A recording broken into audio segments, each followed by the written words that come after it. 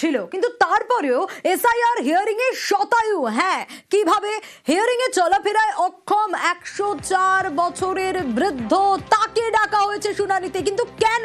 প্রণব রয়েছে আমার সঙ্গে। প্রণব, হাসপাতাল থেকে নাকি এই বৃদ্ধা সোজা শুনানি কেন্দ্রে গিয়েছেন, কিন্তু কেন, কি কারণে তাকে ডাকা হলো? এই চরম ভোগান্তির ছবিটা ধরা পড়লো কেন?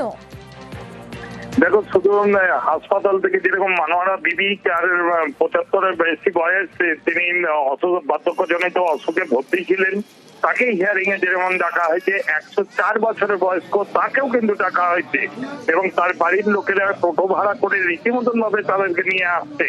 এবং যেখানে বলা হচ্ছে যে বেশি বয়সের লোকরা যারা আসতে পারবে না হিয়ারিং এ, তাদেরকে বাড়িতে গিয়ে হিয়ারিং করবে।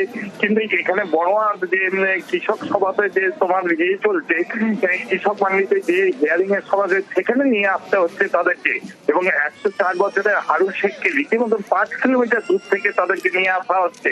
এবং মানোয়ারা বিবি, তিনি বড়োয়া যে গ্রামীণ হাসপাতাল, সেই হাসপাতালে ভর্তি ছিলেন বার্ধক্যজনিত অসুখে আজ 5 দিন ধরে, তাকেও হিয়ারিং এ ডাকা হয়েছে এবং তাকেও কিন্তু আসতে দেখা গেল। কিন্তু কেন, কি কারণ? এটার কারণটা কি? কমিশনের তো একটা নির্দেশ রয়েছে, তারপর কেন ডাকা হচ্ছে? দেখো, সামান্য বানানের ভুল রয়েছে, সেই কারণে কিন্তু তাদেরকে ডাকা হয়েছে বলে কিন্তু দাবি করছে। যদিও কেন তাদেরকে ডাকা হচ্ছে, যেহেতু বাড়ি থেকে কেন, এ ব্যাপারে কিন্তু প্রশাসনিক আধিকারিক যারা রয়েছেন, বিএলও কোন রকম মুখ খুলতে চাননি, বা এরও কোন রকম ভাবে মুখ খুলতে চাননি। তবে জেলা যারা দায়িত্বে রয়েছেন, জেলা আধিকারিকরা, তারা বিষয়টি দেখবেন বলে কিন্তু এড়িয়ে গিয়েছে। বেশ, কেন ডাকা হচ্ছে, কি কারণ, অবশ্যই নজর থাকবে। এনআরসির কাগজ ভুল ছিল, তাই সংশোধন করতে এসেছি।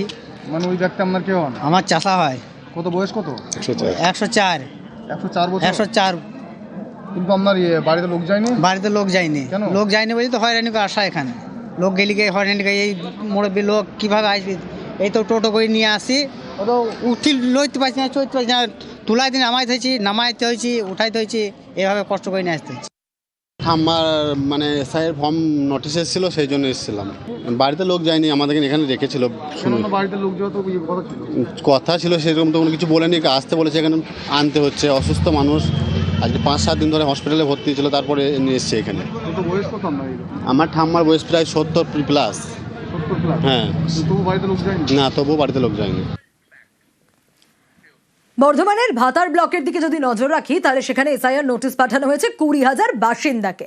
আর তারই প্রতিবাদে পূর্ব বর্ধমানের ভাতার বাজারে বিক্ষোভের ছবিটা ঠিক এরকম। ভাতারের বিডিও অফিসের সামনে রাস্তা অবরোধ করেন এলাকাবাসী। দেখুন, সেই ছবিটাই দেখাচ্ছি আপনাদের।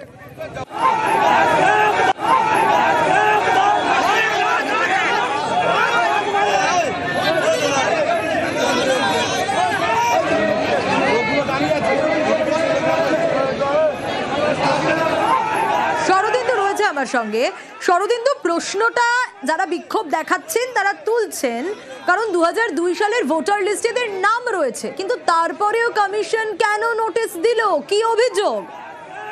শুধু যে 2002-এর তালিকায় নাম রয়েছে তা নয়, খসড়া ভোটার তালিকা, অর্থাৎ এনুমারেশন ফর্ম ফিল আপ করার পর তা খতিয়ে দেখার পর যে খসড়া ভোটার তালিকা, তাতেও অনেকের নাম রয়েছে।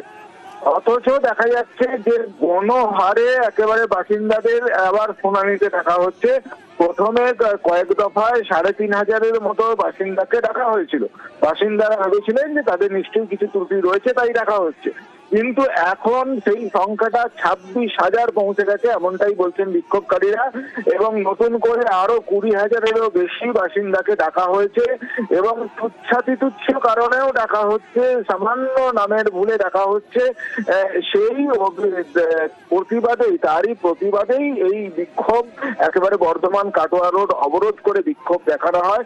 তাদের বক্তব্য যে যেসব ছোটখাটো বিষয় আধার কার্ড দেখে সংশোধন করে নেওয়া সম্ভব, তা কেন করা হচ্ছে না, উল্টে কেন তাদেরকে হয়রান করা হচ্ছে। শুধু তাই নয়, অনেককে 20-30 কিলোমিটার দূর থেকেও আসতে হচ্ছে, সারাদিন তাদের নষ্ট হচ্ছে, অর্থ শ্রম এবং শারীরিক শ্রম দুই পোহাতে হচ্ছে তাদের। এরই প্রতিবাদে তারা আজকে ভাতার বাজারে বিডিও অফিসের সামনে বিক্ষোভ দেখায়। জেলা প্রশাসনের পক্ষ থেকে বা বিডিও অফিসের পক্ষ থেকে তাদের আশ্বস্ত করা হয়েছে যে আধার কার্ড দেখে সমস্যা সমাধানের চেষ্টা চালানো হবে। তারপরই অবরোধ ওঠে। উঠে এখন সত্যি আধার কার্ড দেখে বিষয়টি মীমাংসা করা যায় কিনা বা হচ্ছে কিনা সেটাই দেখার। সোনিয়া, বেশ,